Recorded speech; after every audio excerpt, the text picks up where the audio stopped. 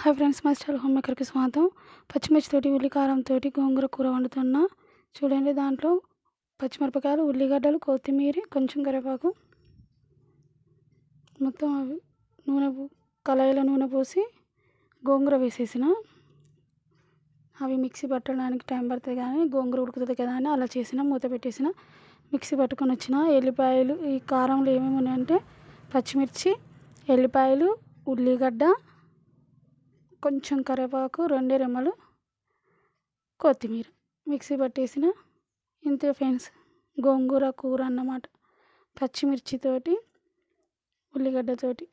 తర్వాత పసుపు వేసుకొని కూర ఉడికినాక దించేసుకుంటే అయిపోతాయి ఫ్రెండ్స్. నేను వండిన గోంగూర కూర పచ్చిమిర్చితోటి, కారం పొడి వేయకుండా రెడీ అయిపోయింది. మొత్తం దగ్గరికి చూడండి.